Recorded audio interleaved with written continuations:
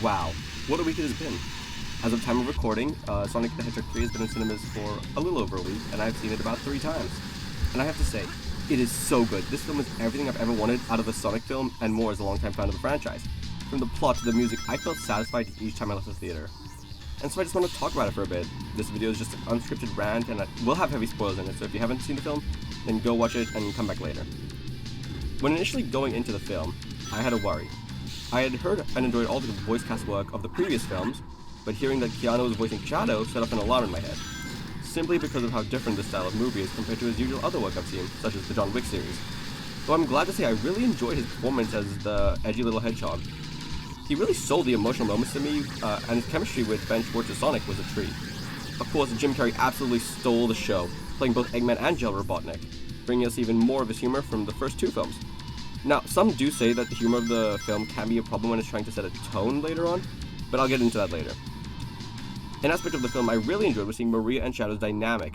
They really sold how well they were best friends, and the Biolizard Easter egg was cute. Speaking of Maria, her death altered to be an accident rather than a soldier intentionally shooting her was a choice. Now, I understand this, as we can't have children getting shot without bumping the rating to at least an M, and the message still is conveyed effectively, with Shadow likely feeling even more guilty and angry about the situation due to it was his energy that exploded in the first place. Also, Shadow rampaging through Tokyo was just so cool, and they gave him a gun and his motorcycle too.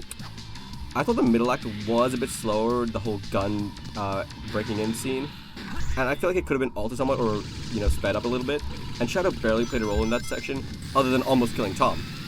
And the gun stuff felt like they were either setting something up for later in the film, or for next movie, such as Agent Rockwell, for example. Her whole character kind of amounted to very little, unless they bring it back for Sonic 4. But that final act, my god, it was the rawest, coolest thing ever. Seeing Super Sonic and Super Shadow go at it was crazy. And Live and Learn playing, when they teamed up, I was mentally screaming at that. Though some say the back and forth between Super Shadow's team up and Eggman vs. Gerald was a bit of a tone killer, but I personally didn't mind it. While they could have pulled back on that comedy and made the fight scene shorter, I felt like we needed a fight, and for Gerald to try killing Eggman, for him to fully break off from Gerald and finish him off. And the way they did kill Gerald was pretty funny. Now, I do think it was a bit of a missed opportunity for Shadow to not yell Chaos Control, but at least we got him loving Latinas in the film, so we win some and we lose some, Now, due to the movie being primarily a Sonic and Shadow film, Knuckles and Tails don't really get a character arc.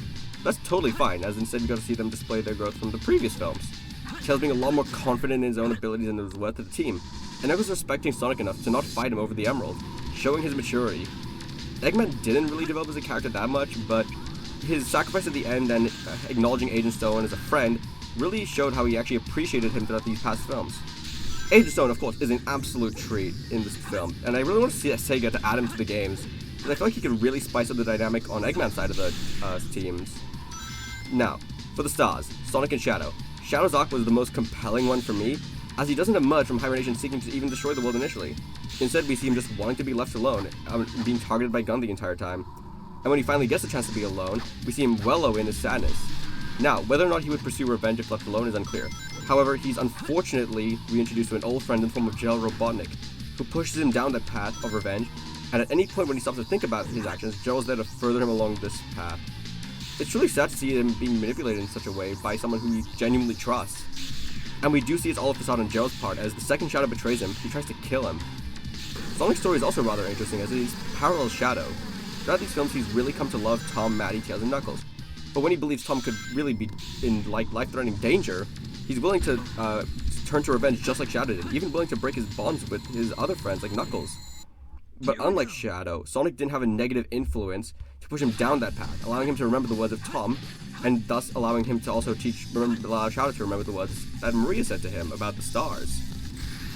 Now, for the end credit scene, Metal Sonic and Amy? They both look so good. Metal Sonic looks like he was pulled right out of the game, and Amy looks like she was translated perfectly to the movieverse. Now, where do we go from here? I don't know, but there are still questions left for us. Where did Shadow come from? In the film, he wasn't made to be the ultimate life form, but crashed on Earth in a meteor. Perhaps he was sent by Black Doom? We don't know for sure. Where are the Chaos Emeralds as well? After being absorbed by Sonic and Shadow, we haven't seen them. They scatter across the Earth. How is Gun gonna feel about Sonic and Shadow now? Are they gonna be like friends to them? Or is Agent Rockwell gonna be an antagonistic force? Do they build Metal Sonic? Because I'm pretty sure Eggman's dead.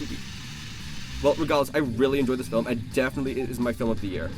Though it may be recency bias a little bit. But anyways, it's a phenomenal year to the end of Shadow the Hedgehog. Signing off now.